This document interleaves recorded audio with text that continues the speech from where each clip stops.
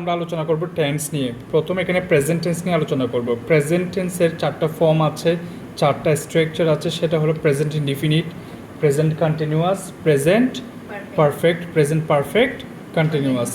Present indefinite হলে কি হবে? সাবজেক্ট প্লাস ভার্বের present form. For example, we play football. উইটা হলো কে? সাবজেক্ট, প্লে হলো ভার্ব, ফুটবল হলো এক্সটেনশন বা অবজেক্ট।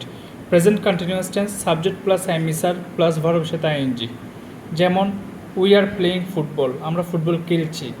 তাহলে present perfect subject plus have বা has plus V3। We have played, played এটা হলো কি? V3 football.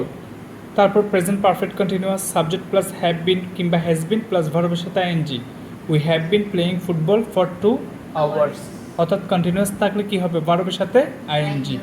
আর এখানে একইভাবে পাস্টেও চারটা ফর্ম আছে, চারটা structure: past indefinite, past continuous, past perfect continuous. এখানে কি হলো? সাবজেক্ট প্লাস ভার্বের past form. We played football, played এটা V2। পাস্ট কন্টিনিউয়াস জাস্ট টাইমিসারের জায়গায় কী হয়ে যাবে? Was were. বাকি সবগুলো ঠিক থাকবে। যেমন উই ওয়ার প্লেয়িং ফুটবল। তারপর পাস্ট পারফেক্টে কী হবে? সাবজেক্ট প্লাস জাস্ট হ্যাজটা কী হয়ে যাবে? যে কোনো একটা হ্যাড হয়ে যাবে। তারপর V3 এটা ঠিক থাকবে।